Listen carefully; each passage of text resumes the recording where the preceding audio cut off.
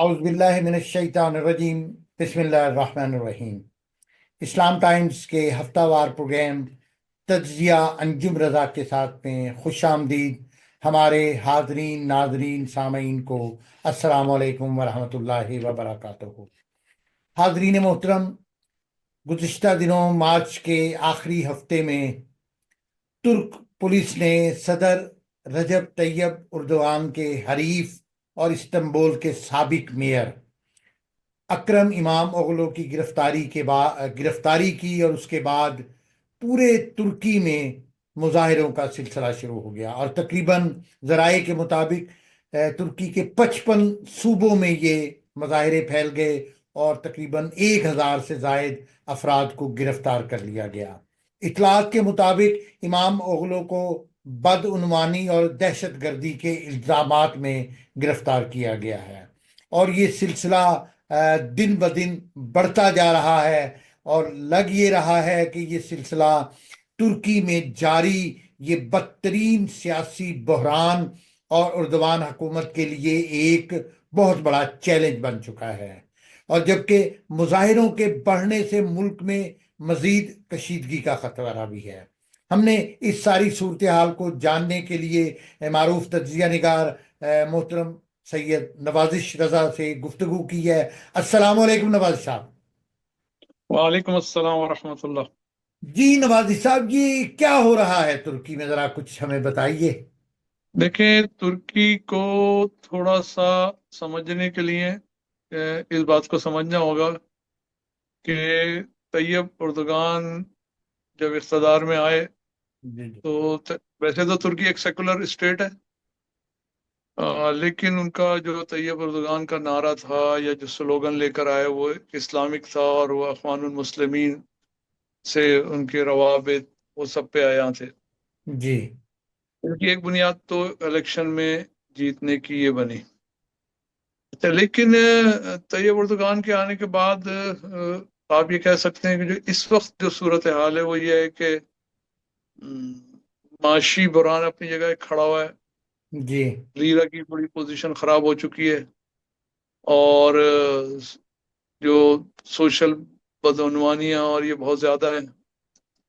تو اور ایک اور وجہ بھی یہ بنتی ہے، اگر ہم اس کو دیکھیں تو اس وقت جو ترکی کی 50% آبادی جو ہے نا 18 سے 35 سال مبنی نوجوانوں کی اور جو پڑھے لکھے نوجوانوں کی ہے، اور سوشل میڈیا کا دور ہے۔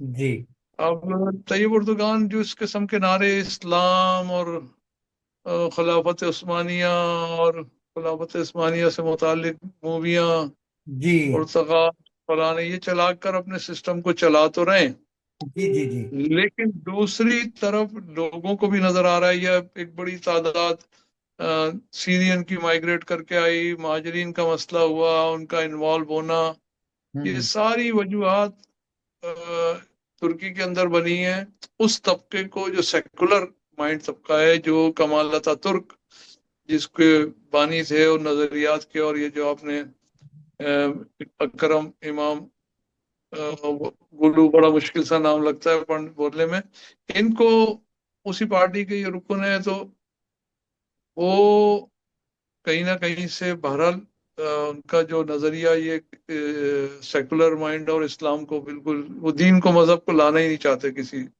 اس کے اندر۔ تو یہ ساری وجوہات کو اگر ہم مکس کریں تو مغرب کا بھی رجحان ہے، اور مغرب بھی اب طیب اردوغان سے، جسے ہم کہتے ہیں نا کہ بس اس کا جتنا کام لینا تھا وہ لے کر اس کو فارغ کر چکا ہے۔ جی تو یہ ساری وجوہات بنی ہیں کہ جس کی وجہ سے اس وقت ایک جو آپ کو مظاہرے اور وہ نظر آ رہے ہیں، اور ٹھیک ہے مظاہرے ہو رہے ہیں، لیکن میں آپ سے کہوں گا کہ طیب اردوغان کے جو حمایتی ہیں ان کو بھی نظر انداز فی الحال نہیں کیا جا سکے گا، اور جو مظاہرے ہو رہے ہیں جتنے ہو رہے ہیں وہ تو سو دنیا میں بھی ہوتے ہیں، لیکن کیونکہ اب امریکہ اور یورپ نے طے کر لیا ہے کہ اب طیب اردوغان کو فارغ کیا جائے، اب ان کا رول ختم ہو گیا ہے، تو یہ ساری وجوہات ہیں۔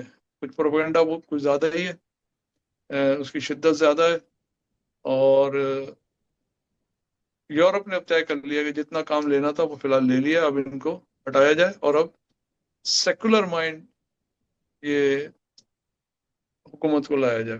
جی جی بالکل.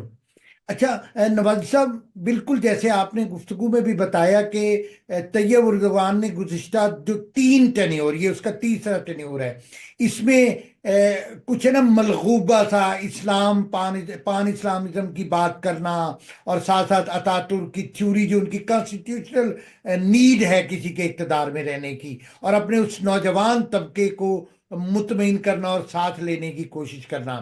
لیکن اب جو ہم منظر نامہ دیکھ رہے ہیں، ایک تو اندرونی طور پہ جیسے صورتحال ہے، اور دوسرا آپ نے اس کے حلیف یورپ کی جو بات کی.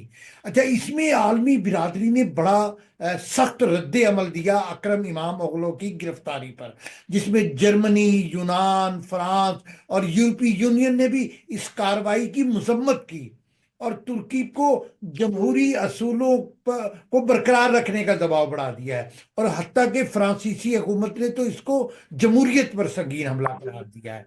اچھا، اب دیکھنا یہ ہے کہ یہی ترکی جو یورپ یونین کا کبھی رکن بننا چاہتا تھا، اور پھر امت مسلمہ کا بھی لیڈر بننا چاہتا تھا، اور اس نے اپنے ارد گرد بھی جتنے فساد بکھیرے، لیکن اس کے وہی حلیف جن کو خوش کرنے کے لیے وہ سب کچھ کر رہا تھا، وہ ایک دم اس سے آنکھیں بدل گئے. دیکھیں، طیب اردوغان صاحب کی جو ایک پوزیشن ہے نا، وہ خلافت عثمانیہ کے اپنے آپ کو کہیں نہ کہیں کہتے تو نہیں ہے منہ سے، لیکن ان کا جو طرز عمل ہے، جس طرح کی وہ چیزوں کو سامنے لے کر آتے ہیں، وہ کہیں نہ کہیں وہ اپنے آپ کو کہیں خلیفۃ المسلمین بعنوان خلافت عثمانیہ جی. وہ ثابت کرنا چاہتے ہیں کہ میں ان کی وراثت میں سے ہوں. اچھا دیکھ، یورپ کے لیے نا ایک بات بتا دوں میں کہ وہ طیب اردوغان کچھ بھی کر لیں، طیب اردوغان نے ان کو خوش کرنے کے لیے بہت سارے کام کیے ہیں. انہوں نے جو کہتے ہیں اپنی اللہ بھلا کرے، یہ جو آذربائیجان کی جنگ میں اب اسرائیل کو اور امریکہ کو خوش کرنے کے لیے جو اقدامات اٹھائے، چاہ کے رشیا اور ایران اس میں کودے اور اس میں بڑے فعال رہے، اور جو کچھ انہوں نے داعش کے لیے راستے دیے. جی جی. اردوغان کا چہرہ دنیا میں جو ہے نا دوغلا چہرہ کہلاتا ہے. یعنی آپ یہ کہنا کہ اردوغان کسی ایک سمت میں چلتے ہیں، نہیں، اردوغان کے بارے میں عموماً یورپ بھی اس بات پہ متفق ہے، دنیا کے حتیٰ کہ جو اس کے حمایتی بھی وہ جانتے ہیں کہ اردوغان 2 چہرے رکھتے ہیں، اچھا. اور وہ دوغلی پالیسی کے جو ایک ہے نا کہ اس کے قائل ہیں اور اس کو عمل کرتے ہیں، اور یہ ان کو اس آخری سطح پہ لے گئی ہے کہ تھوڑا یہ بھی خوش ہو، تھوڑا رشیا سے بھی تعلقات ہوں. دیکھیں، جب 2016 میں شاید یہ واقعہ ہوا تھا، جب فوجی بغاوت ہو رہی تھی ان کے خلاف، تو 2016 تھا، یا میں کوئی غلطی نہیں کر رہا تو کچھ جو سن تھا اس وقت جو ہے نا، جی جی. سب سے زیادہ ان کو سپورٹ کرنے میں ایران اور رشیا کا بہت بڑا ہاتھ تھا. جی اس جی. کے علاوہ کچھ چھوٹی طاقتوں نے بھی جو خود اس میں تھی، کس میں ترکی کے اندر جو موجود طاقتیں تھیں، انہوں نے بھی ان کو بہت سپورٹ کی تھی. اچھا اچھا. لیکن اب دیکھتے ہیں کہ انہوں نے اس رشیا کو بھی کئی دفعہ جھنڈی دکھائی ہے، کئی دفعہ اس کا کہیں پر اس کا فائٹر جیٹ گرا لیا. خوش کرنے کے لیے آذربائیجان پہنچ گئے، ایران سے بھی کبھی اسرائیل کے خلاف بھی بول دیتے ہیں، کبھی اسرائیل کے حق میں بھی بول دیتے ہیں. جی جی. تو رشیا سے اسلحہ بھی لے لیا، رشیا سے جو ہے وہ میزائل بھی لے لیے امریکہ، جس پہ ناراض ہو گیا. اور یورپ کو خوش کرنے کے لیے داعش کو راستے بھی بہت دیے. داعش جو شروع میں آئی وہ ترکی کے ہی راستے تو اندر داخل ہوئی، اور اس کے بعد بھی جو شام میں جتنا کچھ ہوا، ترکی نے اپنے بارڈر پہ بیٹھ کے بہت سارا کھیل کھیلا. یعنی اس نے کوشش کی کہ اسرائیل کو کبھی آنکھیں بھی دکھاؤ، کبھی اس کو خوش بھی رکھو، کبھی امریکہ کو بھی حق کو بھی دکھا دو، کبھی یہ کر دو. تو ان کی دوغلا پالیسی بڑی خطرناک ہے. اچھا، وہ بعض دفعہ سوچتے ہیں کہ میں اسلامک، بس قطر سے تعلقات ان کے بہت اچھے ہیں، سعودیہ سے خراب ہوئے. وہ ان کا شاید ایک نظریہ ہے کہ اسلامک دنیا کے جو لوگ ہیں میں ان کی مجبوری ہوں. یورپ سے بھی وہ دکھاتے ہیں. اچھا، اب انہوں نے یورپ نے جو کام لینا تھا، خاص کر امریکہ نے، اور پس پش اسرائیل اس پہ ہمیشہ کہیں نہ کہیں موجود ہوتا ہے اس خطے کے مفادات کے لحاظ سے، وہ تھا بشار الاسد کا تختہ الٹنا. हम्म। अब बशार का तख्ता कोई उलट सकता था तो इनका रोल बहुत अहम था, क्योंकि अब जो नई तब्दीली यूरोप लाना चाहता है वो सेकुलर है, वो मजहब को नहीं मानता। अगर उसके जरिए होता दाइश को सपोर्ट, तो लोग एक सवालिया निशान तो उठाते ना कि ये क्या है, कि एक तरफ ये सेकुलर है, ये जो मौजूदा जितनी भी मूवमेंट चल रही है ये एक सेकुलर है, ये यूरोप नवाज है, यूरोप की तरफ रुझान रखती है, नेटो के साथ ताल्लुकात चाहती है, यूरोपीय यूनियन का रुकन बनना चाहती है, इसके वाजी मौकिफ है। तो ये जो इन्होंने अपना एक रुख इख्तियार किया, ये इनकी ना सबसे बड़ी तबाही का सबब था कि तो यूरोप ने इनको देखा, इनसे एक आखिरी काम लेना ही लेना था, वो था बशार अल असद का तख्ता उलटवा दिया। अब उर्दुगान अमेरिका यूरोप के लिए किसी सूरत में भी काबिल कबूल नहीं है। वो बहरहाल एक इस्लामिक पार्टी की नुमाइंदगी करता है, उसके रुझान इस्लामी है, उसके दौर में जो है वो मदरसे और ये सारी चीज़ें बहुत फ़रोग पाई हैं वहाँ, इस हिजाब और इसके ऊपर बड़ा काम हुआ है। तो अमेरिका और यूरोप को ये पसंद नहीं है चेहरा। अभी बड़ी तारीफें तो हुई हैं, लेकिन किस हद तक, कि बशार का तख्ता उलटने तक। अब ये काम इनसे करवा लिया गया है। अब अच्छा। इनका कोई रोल नहीं। अच्छा, इन्होंने भी बीच में वहां पहुंचकर, चौधरी तो बनने का इन्हें शौक ही है ना, अमेरिका हम्म। या इसराइल या यूरोप किसी को चौधरी नहीं मानता। वो कहता है सही। काम करना है तो हमारे लिए काम करो, अब फारिग हो जाओ। लेकिन अब उर्दुगान साहब वही तुर्कों के साथ मुआहिदा करा रहे हैं, ओ सॉरी, अपने कुर्दों के साथ मुआहिदे करा रहे हैं, और वो चाहते हैं कि मैं इलाके का जो है ना सीरिया की एक बहुत बड़ा मेन प्लेयर बनूं। ये कबूल नहीं है। जी। देखें, वो ऐसा सीरिया कबूल है अमेरिका और इसराइल को जो इनका दोस्त हो लेकिन असले से पाक हो। सही। डंडा या बंदूक जो होगी वो इसराइल के हाथ में होगी, खित्ते का जो पुलिस मैन होगा वो इसराइल होगा। आप देखें जब वो सीरिया में आता है तो उसने उसकी सारी फौजी ताकत को बिल्कुल नेस्त नाबूद कर दिया। यहाँ पर भी यही मसला है, तुर्की मदद करे लेकिन चौधरी नहीं बनने देंगे ये इसको। जी। अब काम करा लिया गया है। अब ये काम कराने के बाद, अब जिसे कहते हैं ना एक टिश्यू पेपर का इस्तेमाल होता है, वो हाँ। टिश्यू पेपर भारत यूरोप ने एक चाल चल के कर लिया, उनकी दोगला पॉलिसी से फायदा उठाया। अगर ये यकसा पॉलिसी पे रहते तो ये मसाइल ना होते। अब इनको भी अंदाजा नहीं था कि मैं इतना बड़ा काम कर रहा हूँ, यूरोप मुझे इस तरह करेगा नहीं। यूरोप ने काम दिखा दिया, और मौजूदा जो इस वक्त तहरीक है वो प्योर जो है वो सेकुलर तहरीक है, उसको पुष्टनाई हासिल है। उस तहरीक के उठने का सबब भी एनजीओज हैं। ये जो इनका क्या नाम है, नाम को थोड़ा सा लूं, जो मेयर इस्तांबुल अकरम के हैं, इमाम, जी हाँ, अकरम, अकरम ये इमाम अस्तर अकरम इमाम और ओगल। ये इनके चलने की एक वजह अगर आप इसकी हिस्ट्री उठा के देखें, एनजीओज बनाई इन्होंने, बड़े जी हाँ, फलाई काम किए। ये जी हाँ। फंडिंग बाहर से ही आती है, ये जो फलाई काम और फलाना ढमका, इससे इन्होंने बड़ी अपनी शोहरत हासिल की इस्तांबुल, और इधर ये मेयर बने और बड़ी अक्सरियत से जीते हैं। तो वो तबका जो सेकुलर माइंड तबका है, वो बहरहाल उसकी भी एक ताकत है, वो तुर्की की एक बड़ी तारीख है। तो अब इनको फारिग करने का वक्त था। तो यूरोप वाज़ेह तौर पर सब जानते हैं कि अब जो इख्तदार आएगा वो किसका आएगा।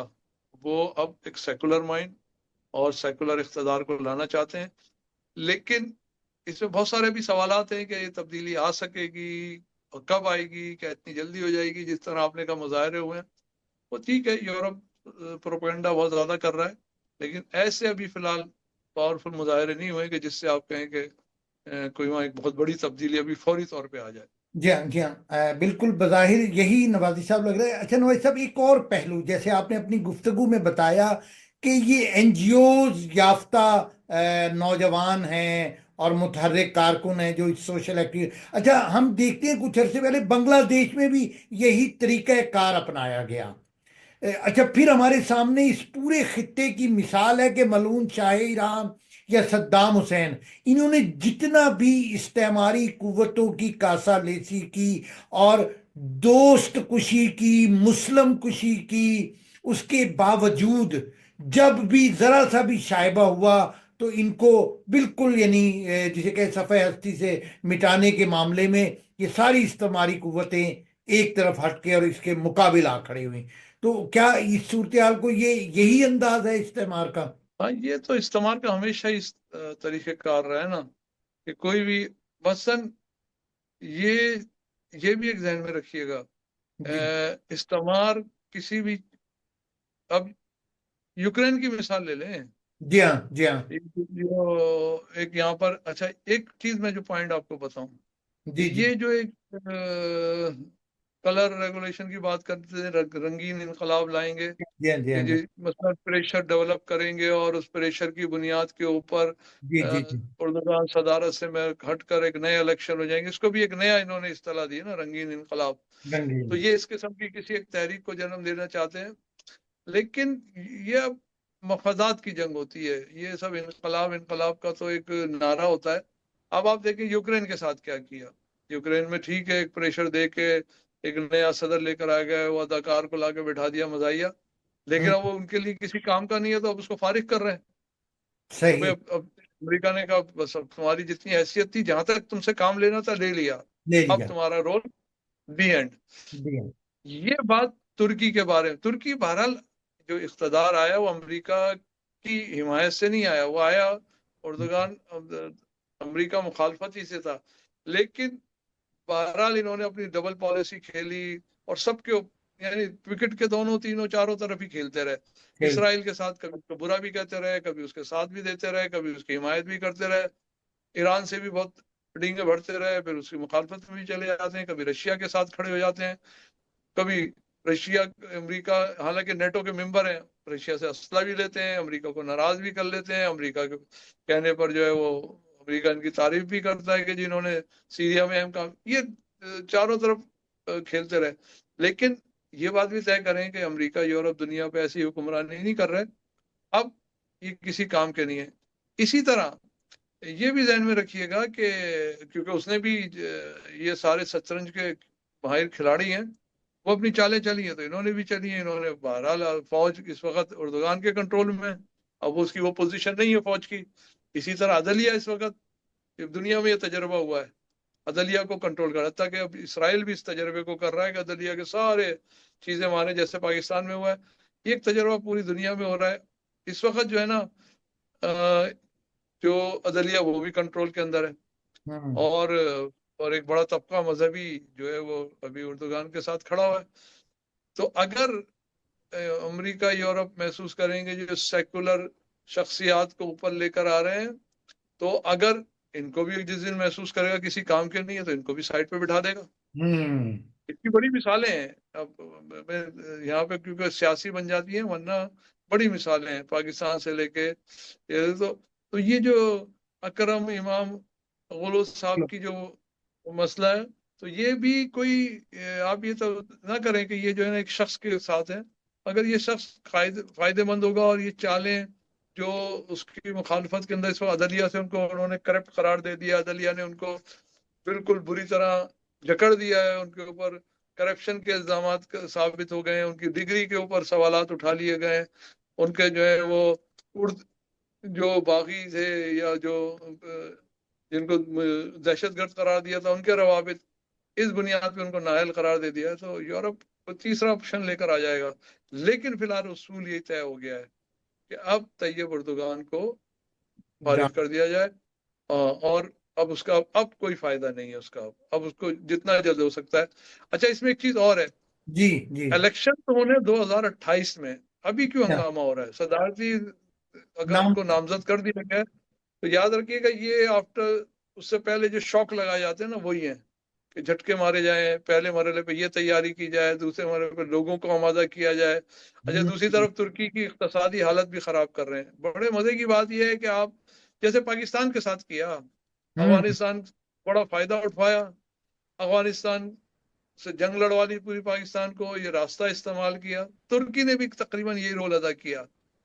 ترکی بھی اس میں آ گیا، اور جب کام مکمل ہو گیا ہے تو اب اردوغان ان کے لیے کسی بھی صورت میں قابل قبول نہیں ہے.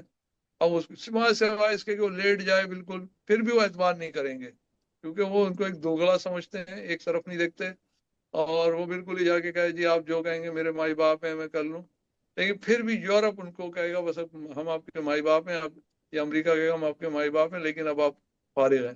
بہت زیادہ کیا کرے گا، وہ کرے گا ان کو یہ کہ ان کو کہیں بڑی سیاسی پناہ دلا دے گا، کوئی جزیرہ دے دے گا، کوئی اچھی جگہ دے دے گا، اب یہاں آپ سکون سے رہیں لیکن آپ اقتدار کو چھوڑ دیں، آپ چلے جائیں۔ فی الحال ابھی یہ جنگ یہ وہاں پر یہی جنگ جاری ہے۔ اچھا نواز صاحب، یقیناً جو آپ کی گفتگو سے یہ ایک لیسن لرن نہیں ہے کہ استعمار کی، مغربی قوتوں کی، امریکہ کی، یورپ کی اتنی کاسا لیسی کے باوجود، خاص طور پہ گزشتہ 1.5 سال میں جس طرح یہ جو طوفان الاقصی کے بعد واحد ترکی ایک مسلم حکمران تھا جو اسرائیلی فوجوں کو تمام تر کمک پہنچا رہا، اور یہ پوری دنیا اس پہ یعنی امت مسلمہ بھی جانتی ہے، تو یہ کوئی مکافات عمل کی چیز صورتحال نہیں ہے کہ وہی جن کے لیے طیب اردوغان نے اتنا کچھ کیا اور وہی اس کو اب منظر نامے سے دور کر رہے ہیں۔ ایسا ہی ہے۔ دیکھیں آپ اگر دیکھیں تو اسرائیل سے دشمنی اور تعلقات کی بحالی، جی ایک طرف اس کی دشمنی کا بھرم بھی بڑھتا ہے اور اسے اقتصادی تعلقات بھی بہت اچھے ہیں۔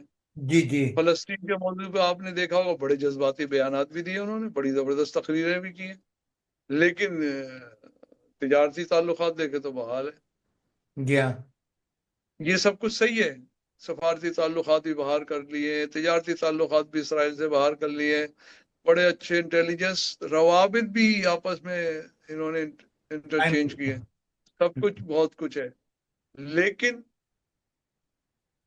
ساری دنیا جانتی ہے کہ یہ دوغلا پالیسی پہ چلتے ہیں۔ دو پالیسی، اس دوغلا پالیسی سے نہ اب رشیا ان پہ اعتماد کرے گا، نہ پڑوسی ملک ایران اس پہ اعتماد کرے گا، ماں سوائے اس کے کہ وہ اپنے مفادات کے تحت کوئی فیصلہ کرے، حتیٰ کہ خود یورپ امریکہ بھی اب اردوغان اس سطح پہ کھڑے ہیں کہ ان کو اعتبار کرنے کے لیے تیار نہیں ہے۔ نہیں حتیٰ بہت کہ اسرائیل دیکھیں اس خطے کا اسرائیل بہت بڑا مین پلیئر ہے، اور بہت وہ سیریا کو کھیل میں بڑا رول ترکی کا ہے لیکن جیت وہ رہا ہے، تو وہ ترکی یورپ کے اور ایشیا اور ان کے سب کے سنگم پہ بیٹھا ہوا ہے، یہ عرب دنیا کو بھی ملاتا ہے، یہ یورپ کو بھی ملاتا ہے، اور یورپی یونین کا، کیونکہ اردوغان کے دور میں تو یورپی یونین کا نعرہ ختم ہو گیا تھا، لیکن اب یہ جو نئی تحریک اٹھوا رہے ہیں اس کے اندر یہ مین کیا ہے نعرہ ہے کہ یہ اس کو واپس یورپی یونین میں بحال کیا جائے، تو یہ ساری چیزیں، اور یہ بھی ہو سکتا ہے کہ یہ اگر یہ اردوغان کے خلاف یہ تحریک موومنٹ کامیاب ہو جائے تو جلدی آپ سنیں گے کہ اس کو یورپی یونین کا ممبر بنا لیں، ایک ممکن امکان ہے کہ امکان۔ اور پھر وہاں پہ معاشی ترقی اور یہ ساری چیزیں بحال کر دیں، ایک امکان ہے۔